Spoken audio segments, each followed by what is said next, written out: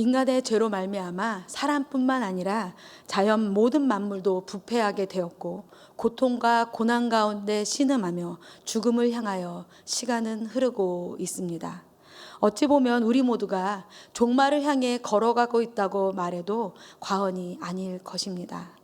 2019년 말에 시작된 코로나 바이러스로 1년 반이 넘도록 온 세상이 마비되었고 아직도 그 영향력 아래 불확실한 가운데 살아가고 있는 우리는 포스트 코로나, 뉴 노멀 시대라는 말을 많이 듣고 있는데요. 하지만 노멀한 시대, 즉 정상적인 삶이라는 것이 죄로 물든 우리들에게 과연 있었을까라는 생각이 듭니다. 또한 새로운 정상적인 삶이라는 것이 과연 우리가 기대해도 좋을까라는 생각도 하게 되는데요.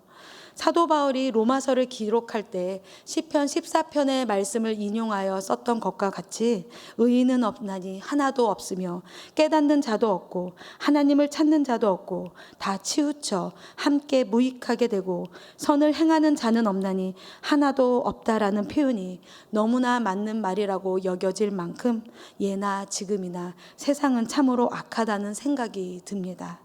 이번 달부터 시작된 사사기의 말씀을 하루하루 묵상하면서 언약 백성이라는 이스라엘의 믿음 없는 모습에 마음이 답답하다가도 우리들의 연약한 모습과 너무나 비슷한 그들의 모습을 바라보면서 마음의 경종을 울리며 하나님의 모습과 하나님의 뜻에 더더욱 집중하게 됩니다. 세상의 모든 일들은 하나님의 눈앞에서 일어납니다. 모든 일이란 함은 선한 일들도 악한 일들도 기쁜 일들도 슬픈 일들도 모두가 다 하나님의 목전에서 일어난다는 것입니다. 살아계신 우리 아버지 하나님은 만유의 주로서 만유 안에 계신 분이시기에 하나님의 허락하심 없이, 아니 하나님 모르게 벌어지는 일은 세상에 하나도 없다는 것입니다. 이것이 진리임을 우리 모두가 인정하면서도 우리들의 마음을 힘들게 하고 종종 고개를 갸우뚱하게, 아니 가끔은 답답한 감정이 들게 되는 것은 분명히 전지전능하시고 온전하시고 선하신 사랑의 하나님이신데 어떻게 세상 가운데 악한 일들이 벌어지게 허용하시고 인생 가운데 고통과 고난이 존재할 수 있냐는 질문이 올라오는 순간들이 종종 있기 때문입니다. 우리들의 눈으로 바라볼 때 이해하기 어려운 일들이 세상에 정말로 많이 벌어지고 있지 않습니까? 법보다 주먹이 가깝다는 말과 같이 고통과 고난 가운데 겪는 어려움은 너무나 현실적이며 사실 너무나 아픕니다. 인류에게 주어진 해결하기 어려운 가장 어려운 문제 중에 하나를 꼽으라면 바로 이 악의 문제가 아닐까요? 현실을 살아가는 우리 모두도 악으로 인한 고통과 고난에 자유하지 못한 것과 같이 오늘의 본문 속에 이스라엘 자손 또한 악으로 인한 고통과 고난의 문제와 어려움 가운데 이리저리 헤매이고 있는 모습을 우리들에게 보여주고 있는데요. 다 함께 오늘 말씀 12절을 읽어 보시겠습니다. 이스라엘 자손이 또 여호와의 목전에 악을 행하니라. 이스라엘 자손이 여호와의 목전에 악을 행함으로 여호와께서 모압 왕 에글론을 강성하게 하사 그들을 대적하게 하시매, 사사기에서의 악은 특별히 여호와를 버리고 이방신을 섬기는 배교의 행위를 말합니다. 여호와께서 모세를 통하여 그들의 조상들에게 이르신 명령들을 전혀 모르는 사람들과 같이 하나님에게서 등을 돌리고 가나안의 이방 민족들의 신들을 섬긴 이스라엘 자손의 모습을 성경은 악을 행한다라고 기록하고 있다는 것이죠. 또한 사사기에서는 이스라엘 자손이 악을 행함으로 하나님께서 이스라엘 자손에게 고통과 고난을 허락하셨다고 말씀합니다. 특히 오늘의 본문은 하나님께서 모압 왕 에글론을 강성하게 하사 이스라엘 자손을 대적하게 하셨다고 기록하고 있는데요. 13절과 14절의 말씀도 함께 읽어 보실까요?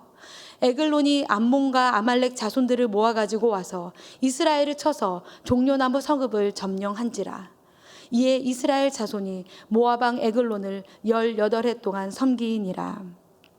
사사기 안에 기록된 이스라엘 자손들의 계속되는 불순종의 모습과 하나님의 역사하심을 가만히 묵상하다 보면 언약 관계라는 것이 무엇인지, 택함받은 하나님의 백성이라는 것이 얼마나 영광스럽고 얼마나 감사한 일인지, 참으로 감격스러운 일이라는 것을 깊이 깨닫게 됩니다. 왜냐하면 하나님을 등진 이스라엘의 다음 세대에게 하나님께서는 이방 왕을 섬기는 대가를 치르게 하시지만 끝까지 언약 백성을 향한 사랑을 거두지 않으시고 그 고통과 고난의 순간에서도 이스라엘 백성들을 구원하셨기 때문입니다. 따라서 세상의 모든 일들이 하나님의 눈앞에서 일어난다라는 말은 때론 우리가 바라보는 현실 가운데 받아들이기 어려운 상황이 펼쳐지더라도 오히려 역설적으로 전능하시고 온전하시고 선하신 사랑의 하나님을 우리에게 더욱 강하게 드러냅니다. 오늘의 본문을 통해서 하나님께서는 과연 우리들에게 무엇을 말씀하고 싶으실까요? 오늘 이 아침에 여러분과 함께 이스라엘 자손의 불완전한 역사 이야기 가운데 하나님께서 어떻게 역사하시는지 함께 살펴보기를 원합니다. 그리하여 죄로 인하여 부패하고 흔들리는 비정상적인 세상 가운데 살아가는 우리 모두가 우리의 하나님을 온전히 알고 경외함으로 보다 지혜롭고 담대하게 언약 백성으로서 믿음의 발걸음을 힘차게 내디딜 수 있기를 간절히 소원해 봅니다. 첫째, 하나님은 우리가 하나님을 찾도록 이끄십니다. 오늘 말씀 14절과 15절 앞부분을 함께 읽으시겠습니다. 이에 이스라엘 자손이 모압 왕 에글론을 18해 동안 섬기니라. 이스라엘 자손이 여호와께 부르짖음에 첫 번째 사사 온니엘의 활약으로 메소포타미아의 압제로부터 노임을 얻어 40년 동안 평온하게 지냈던 이스라엘 자손은 사사 온니엘이 죽자마자 또다시 여호와의 목전에서 악을 행하였습니다. 또다시 자기들의 하나님 여호와를 잊어버리고 가나안 땅의 우상들을 섬기는 죄를 계속 행하고 악을 더했던 것이죠. 하나님께서는 모압 왕 에글론을 강하게 하사 이스라엘 자손을 대적하게 하셔서 이스라엘은 모압의 압제를 당하면서 곡물을 빼앗기게 되었습니다. 18해 동안 자기들의 특산물들을 몽땅 빼앗기며 고통과 고난의 시간을 보내고 나서야 이스라엘 자손은 여호와 하나님을 기억합니다. 13절 말씀을 다시 잘 살펴보면 모압 왕 에글론은 암몬 족속과 아말렉 족속과 함께 이스라엘을 쳐서 이스라엘 종려나무 성읍을 점령했다라고 쓰여 있는데요. 해마다 특산물이 나올 때마다 이스라엘 자손은 종려나무 성읍으로 곡물들을 잔뜩 싣고 와서 모압 왕 에글론에게 바치고 나서 빈손으로 돌아가곤 했다는 것이죠. 허무함과 막막함에 터덜터덜 무거운 이스라엘 자손의 발걸음뿐만 아니라 우상 숭배로 인하여서 영적으로 어두웠던 이스라엘 자손들의 어리석음이 저는 너무나도 안타깝게 여겨지는데요. 왜냐하면 그들이 늘 오고 가던 종려나무 성읍은 이스라엘 자손의 조상들이 가나안 정복을 위해 여호수아와 함께 하나님께 순종함으로 기적적으로 첫 번째 승리를 얻었던 여리고성이 있었던 장소였기 때문입니다. 살아계신 하나님의 큰 기적을 경험했던 그 성읍을 그렇게 왔다 갔다 하면서도 그들은 참 오랜 시간 동안 하나님을 찾지 않았던 것입니다. 모압 왕 에글론은 별 생각 없이 좋은 기후와 물이 풍부한 편안한 지역을 택해서 점령했던 것이겠지만 언약 백성인 이스라엘 자손을 향한 하나님의 신실하신 사랑을 알고 있는 우리는 종려나무 성읍이라는 장소를 그냥 우연이라고 말할 수는 없을 것입니다. 죄로 인하여 우둔한 당신의 백성들을 위하여 고통과 고난 가운데서도 여호와 하나님을 기억할 수 있는 장치를 허락하셔서 우리들이 하나님께 다시 돌아오기를 간절히 원하시는 우리 하나님은 참으로 좋으신 사랑의 하나님이십니다. 성경 속 수많은 인물들의 이야기 가운데에서도 하나님의 섭리와 주권을 드러내는 숨어있는 여러 가지 장치들을 우리는 기억하고 있는데요. 예를 들면 모세의 지팡이도 요나의 이야기 속에 큰 물고기와 호박 넝굴도, 머리털이 밀린 삼손의 머리 위에 자라나던 머리카락도, 이렇게 하나님 앞에서 하나님께서는 열심으로 그들의 인생에서, 또한 그들의 이야기를 읽고 있는 우리들의 인생 가운데에서도 하나님을 기억하고 하나님을 다시 찾을 수 있도록 하나님의 택한 백성을 이끄십니다. 자, 18해 동안 고통과 고난을 당하다가 드디어 이스라엘 자손은 하나님을 기억하고 하나님을 부르짖습니다. 자기들의 소유를 다 빼앗기고 경제적으로, 정치적으로 압제당하는 어려운 가운데 오랜 시간을 보내고 있다가 드디어 이스라엘은 자기들의 영적인 타락까지 깨닫게 되는 것이죠. 드디어 여호와 하나님께 살려달라고 그들은 부르짖게 됩니다. 아무도 고통과 고난을 기뻐하거나 환영할 수는 없겠지만 우리 자신의 연약함을 깨닫게 되고 여호와 하나님을 기억하게 된다면 이 고통과 고난조차 우리는 감사함으로 바라봐야 하지 않을까요? 믿음의 여정을 걸어가는 우리들 각자에게도 다른 사람에게 말 못할 고통과 고난이 분명히 있을 것입니다. 그러나 그 고통과 고난으로 우리가 더더욱 아버지 하나님께로 나아가며 아버지 하나님을 의뢰하게 된다면 그 고통과 고난은 복된 것이 아닐 수 없습니다. 나의 나된 것은 다 하나님의 은혜로 된 것이라고 고백하게 되는 우리들 각자의 사연 속에서 살아계신 하나님께서 날마다 역사하셔서 우리로 하여금 온전하신 하나님만 의뢰하고 전지전능하신 하나님만 찾도록 이끄시는 은혜가 우리 모두에게 넘쳐나기를 간절히 소원해 봅니다. 둘째, 하나님은 우리를 위하여 구원자를 세우십니다.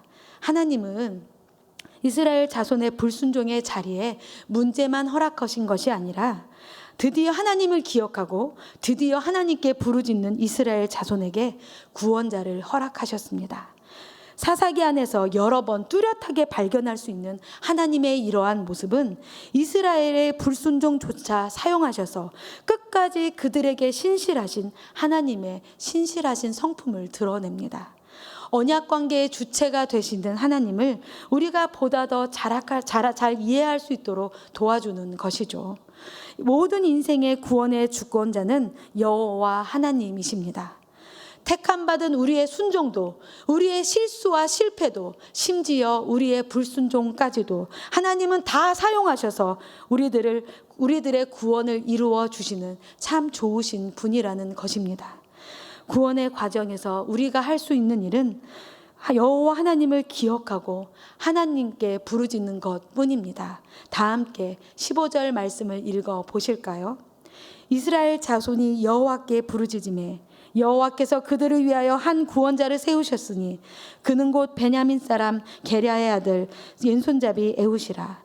이스라엘 자손이 그를 통하여 모압 왕 에글론에게 공물을 바칠 때에 하나님께서는 하나님께 부르짖는 이스라엘 자손에게 사사 에훗을 세우십니다.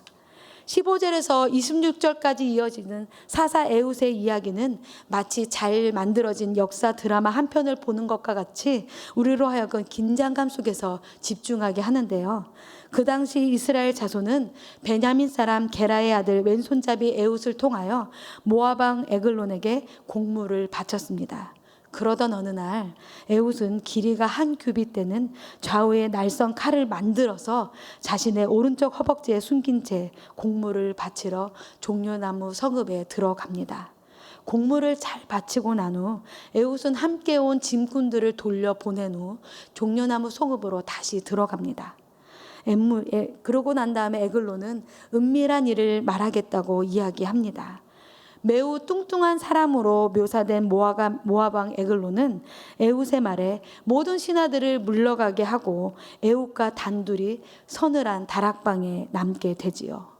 에훗이 에글론에게 하나님의 명령을 받들어 이야기하겠다고 말하니 에글론은 무엇을 기대한 것인지 좌석에서 벌떡 일어납니다. 그 찰나의 순간에 에훗은 왼손을 뻗쳐 자신의 오른쪽 허벅지에서 칼을 빼서 왕의 몸속에 칼을 깊숙이 찌릅니다. 얼마나 온 힘을 다해서 찔렀는지 칼자루까지도 에글론의 배에 들어갔다고 묘사되어 있는데요. 곧바로 에훗은 다락문을 잠그고 도망을 칩니다. 다락문이 잠긴 것들을 보고 왕이 용변을 보고 있다고 생각한 신하들이 계속해서 기다리다가 열쇠로 문을 열어보니 이미 그들의 왕은 내장과 피를 쏟은 채 죽어 있었습니다. 얼굴이 하얗게 질린 신하들의 얼굴이 상상이 되십니까? 밀실에서의 암살극이라는 사건 자체도 참 흥미롭지만 이 사건을 기록하는 표현들도 참 재미있습니다. 먼저 15절에서 에훗을 소개하는 표현 중에 베냐민 사람이라는 말은 오른손의 아들을 의미하고 왼손잡이란 말은 문자적으로 오른손에 장애가 있다는 것을 뜻합니다. 따라서 베냐민 사람 게라의 아들 왼손잡이 에훗을 히브리어로 이해하자면 오른손의 아들이 오른손에 장애가 있다라는 아이러니한 현실을 부각하는 표현인 것입니다. 또한 모압 왕의 이름인 에글론은 원어적으로 송아지나 살찐 암소와 관련된 단어입니다. 12절에서 모압 왕의 이름을 읽는 이스라엘 자손들은 도살될 준비가 된 살찐 송아지나 소를 연상하면서 모압 왕 에글론의 결말을 예상할 수 있지 않았을까요? 더불어 17절에서 에글론을 매우 비둔한 자라고 묘사하는 것 역시 그의 탐욕스러움과 갑작스러운 공격에도 어떻게 할 수 없는 취약할 수밖에 없다는 것을 우리에게 생각하게 합니다. 또한 19절과 26절에 돌 뜨는 곳이라는 표현은 우상 형상으로 새겨진 돌들이 경계석과 같이 세워진 곳이란 뜻인데요. 이스라엘의 가나안 진입을 기념하는 12개의 기념비, 즉 이스라엘이 홍해를 건넌 것과 같이 마른 땅을 밟고 요단강을 건너게 하신 이스라엘의 하나님 여호와를 항상 경외하게 하려고 요단강 가운데서 주워온 12개의 돌이 기념비처럼 세워져 있었던 길갈에 우상 형상이 새겨진 돌들이 세워져 있었다는 것은 정말 참으로 비통한 사실이 아닐 수 없습니다. 손수 좌우에 날성 칼을 만들어서 옷 속에 숨기고 길갈을 통해서 종려나무 서금에 다시 들어갔다가 다시 나오는 에훗의 모습을 상상해 보면 정말 걸리게 되면 죽을 수도 있는 상황 가운데 하나님의 명령에 순종하는 에훗의 그 비장함이 우리의 가슴에도 먹먹하게 느껴지는데요. 이렇듯 신실하신 하나님께서는 우리가 하나님을 찾도록 문제를 허락하시고 문제 가운데 우리로 멸망하게 하는 것이 아니라 우리가에게 피할 길을 내어주시는 신실하신 분이십니다. 고린도전서 10장 13절 말씀을 여러분과 함께 나누고 싶습니다. 사람이 감당할 시험 밖에는 너희가 당한 것이 없나니 오직 하나님은 미쁘사 너희가 감당하지 못할 시험 당함을 허락하지 아니하시고 시험 당할 즈음에 또한 피할 길을 내사 너희로 능히 감당하게 하시느니라. 아멘. 셋째, 하나님은 우리의 문제를 해결해 주십니다. 사사 에훗은 도망쳐서 에브라임 산지에서 나팔을 불며 이스라엘 자손들을 불러 모읍니다. 은밀한 일을 말하겠다고 에글론에게 말했지만 결국 아무런 대사도 없이 왕을 암살했던 사사 에훗의 명대사가 28절에 나오는데요. 다 함께 28절 말씀을 읽어 보실까요? 그들에게 이르되 나를 따르라. 여호와께서 너희의 원수들인 모압을 너희의 손에 넘겨 주셨느니라 하매 무리가 에훗을 따라 내려가 모압 맞은편 요단강 나루를 장악하여 한 사람도 건너지 못하게 하였고 에훗은 이 모든 일을 여호와께서 하셨다고 외치고 있는 것입니다. 사사 에훗의 이 외침에 모압의 압제를 피해 삶 속에서 숨어 지냈던 이스라엘 자손은 그들에게 구원을 허락하시는 여호와 하나님께 대한 믿음이 다시 생겨나게 됩니다. 다시 용기와 힘을 얻은 이스라엘 자손은 혼비백산이 되어 모압 땅으로 도망하는 모압 장사들과 용사들을 10,000명이나 죽였습니다. 이스라엘 자손은 이스라엘 영토에서 모압을 쫓아낸 것뿐만 아니라 압도적인 승리를 하게 된 것이죠. 다 함께 30절 말씀을 큰 소리로 읽어볼까요? 그날의 모압이 이스라엘 수하에 굴복하매 그 땅이 80년 동안 평온하였더라. 그 후 80년 동안 하나님이 세운 사사 에훗을 통하여서 이스라엘은 전쟁 없이 평안하게 지내게 되었다고 성경은 기록하고 있는데요. 잠시 사사 에훗을 통해 여러분과 좀 더 깊이 생각해 보고 싶은 것이 있습니다. 그것은 영적인 리더를 세우시고 택하시는 것은 전적인 하나님의 주권이라는 것입니다. 첫째, 하나님은 하나님의 기준과 하나님의 뜻대로 영적인 리더를 세우십니다. 첫 번째 사사 온니엘과 다르게 사사 에훗은 사람의 눈으로 볼 때 참으로 놀라운 선택이 아닐 수 없습니다. 왜냐하면 사사 에훗은 오른손에 장애가 있었던 사람이었습니다. 성경에서 오른손에 대한 구절들을 찾아보면 대부분 긍정적인 것을 우리는 찾아볼 수 있는데요. 그것은 아마도 대부분의 사람들이 오른손잡이였고 오른손은 힘과 능력의 상징이었기 때문일 것입니다. 제가 어렸을 때까지만 해도 왼손잡이로 태어난 친구들은 그것을 받아들이지 못하고 부끄럽게 여기는 부모님들 때문에 왼손에 붕대를 감고 억지로 오른손을 쓰는 친구들이 있었습니다. 나중에 그 친구들이 자유롭게 양손을 쓰는 모습을 보면서 저는 참 부러웠는데요. 고대 시대에 그냥 왼손잡이도 아니고 오른손에 장애가 있었던 에훗을 하나님이 영적인 리더로 택하신 것을 이스라엘 자손들은 과연 어떻게 받아들였을까요? 오늘의 본문은 하나님께서 어떤 기준과 어떤 이유로 에훗을 사사로 세웠는지는 밝히고 있지 않지만 분명한 것은 우리들의 기준과 예상을 하나님께서 따르지는 않으셨다는 것입니다. 사무엘상 16장 7절에서 말씀하고 계신 것과 같이 사람은 외모를 보지만 하나님은 사람의 중심을 보시는 분이라는 것을 우리는 기억해야 할 것입니다. 둘째, 하나님의 선택이 가장 옳습니다. 언제나 하나님의 선택이 옳다는 것입니다. 사람들의 생각이나 판단과 다르게 하나님의 택하신 에훗이 이 암살 사건에서 가장 적합한 사람이었다는 것을 우리는 이 이야기를 다 읽고 난 다음에 알 수 있는데요. 여러분 생각에 과연 어떻게 에훗이 에굴론 앞으로 나아갈 수 있었을까요? 그것은 아마 에훗이 오른손에 장애가 있었기 때문이 아닐까요? 그가 오른손에 장애가 있었기 때문에 아무도 에훗이 칼을 쓸 것이라는 생각조차 하지 못했을 것입니다. 저렇게 부족한 사람이 무슨 역할이나 할 수 있겠나 싶어서 에훗을 전혀 의심하지 않았던 것이죠. 사사 에훗과 31절에 나오는 사사 3갈까지 우리가 더불어 살펴보면 사사 3갈은 소모는 막대기로 블레셋 사람을 600명이나 쳐서 이스라엘에게 구원을 허락했다고 성경이 기록하고 있는데요. 우리는 그 둘을 살펴보면서 우리의 이해를 넘어서서 하나님의 선택이 가장 옳다는 것을 우리는 인정해야 하는 것입니다. 장애나 부족함이 있는 사람도 남들이 별로 알아주지 않는 평범한 사람도 하나님께서 선택하시면 리더로서 손색 없이 하나님의 뜻에 맞게 하나님께서 쓰신다는 것을 우리는 기억해야 합니다. 하나님의 뜻이라면 오히려 그들의 약함이 아무도 생각하지 못한 강함으로 쓰이고 오히려 그들이 소유한 평범한 것으로 아무도 생각하지 못한 큰 결과를 가져올 수 있다는 것을 우리는 반드시 기억해야 할 것입니다. 사랑하는 성도 여러분, 오늘 우리는 이스라엘의 자손의 불순종의 이 암울한 이야기 가운데에서도 끝까지 그들을 포기하지 않으시는 하나님의 역사하심을 함께 살펴보았습니다. 오래전 이스라엘 자손의 이야기이지만 예수 그리스도의 십자가의 공로로 구원받은 우리들의 이야기이기도 합니다.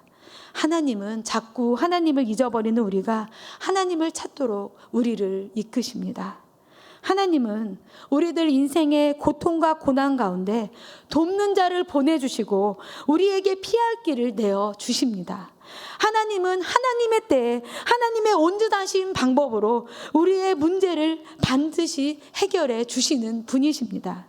지금도 살아서 역사하시는 신실하신 하나님을 온전히 믿는 이 믿음으로 우리 모두 타성에 젖은 신앙생활을 벗어버리고 우리들 각자의 부르심에 합당한 삶을 살아갈 수 있기를 간절히 소원해 봅니다. 더불어 참으로 악한 세상 가운데 하나님께 온전히 붙잡힌 영적인 지도자들이 많이 나올 수 있도록 간절히 주님께 간구하여서 우리들 뿐만 아니라 우리들의 다음 세대들도 이 믿음을 온전히 계승하여서 지혜롭고 담대한 하나님의 용사들로 살아갈 수 있기를 정말 이 아침에 간절히 소원하며 여러분 한 분 한 분을 축복합니다. 다 함께 하나님께 기도드리겠습니다.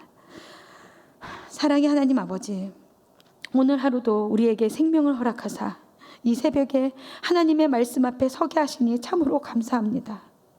세상의 수많은 사람들 가운데 우리를 택하여 주시고 예수 그리스도를 믿음으로 구원을 얻게 하사 하루하루 이 믿음의 삶을 기쁘게 살아가게 하시니 참으로 감사합니다.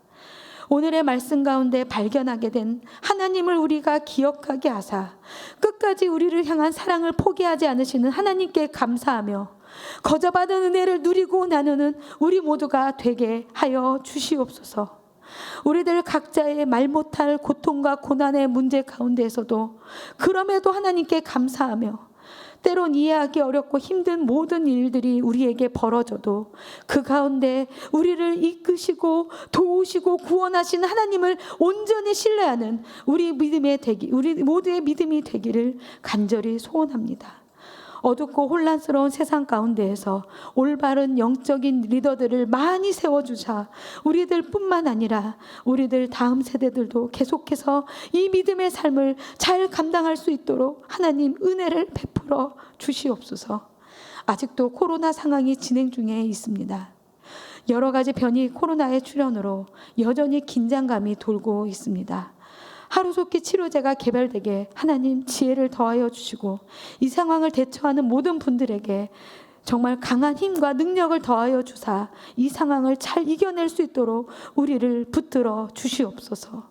무엇보다 이 가운데 경제적으로나 심적으로 힘들고 어려운 성도님들을 한 분 한 분 기억하여 주시고 육신의 연약함으로 주님만 의지하는 모든 성도님들을 위로하여 주사 하루속히 온전하게 회복하여 주시옵소서. 새생명 비전교회를 하나님의 두 손 위에 올려드립니다. 이 교회를 통해 드려지는 모든 예배 가운데 주님 홀로 영광 받아주시고 모든 사역들이 건강하게 이루어지게 하여 주사 주님 오시는 그날까지 끝까지 잘 쓰임받는 교회가 되게 하여 주시옵소서. 대면으로 열리는 모든 예배와 사역의 자리에 평강을 허락하여 주사 모이기에 더욱 힘쓰는 우리 교회가 되게 하여 주시옵소서. 다음 세대를 위한 기도와 섬김을 지속하게 하여 주시고 전도와 선교에 더욱 힘쓰는 교회가 되게 하여 주시옵소서. 사랑하는 믿음의 영적 지도자인 강준민 담임 목사님과 모든 교회 지도자들에게 성령 충만함과 영육 간의 강건함을 허락하사 모든 성도들을 잘 섬기고 하나님의 방법으로 이끌 수 있는 지혜를 더하여 주시옵소서. 특별히 불가리아와 티국을 섬기시는 이의용 김영희 선교사님을 위해서 기도드립니다. 티국 현지의 공동체를 보호하여 주시고 은혜를 부어 주시옵소서. 불가리아 집시 공동체에 부흥을 주님 허락하여 주시옵소서. 또한 티국의 교회가 없는 지역에 새로운 교회들이 세워질 수 있도록 주님 인도하여 주시옵소서. 이 모든 말씀 사랑하는 우리 구주 예수님의 이름으로 간절히 기도드리옵나이다. 아멘. 하늘에 계신 우리 아버지여, 이름이 거룩히 여김을 받으시오며 나라에 임하옵시오며 뜻이 하늘에서 이루어진 것 같이 땅에서도 이루어지이다. 오늘날 우리에게 일용할 양식을 주시옵고 우리가 우리에게 죄 지은 자를 사하여 준 것 같이 우리의 죄를 사하여 주시옵고 우리를 시험에 들게 하지 마옵시며 다만 악에서 구하옵소서. 대개 나라와 권세와 영광이 아버지께 영원히 있사옵나이다. 아멘.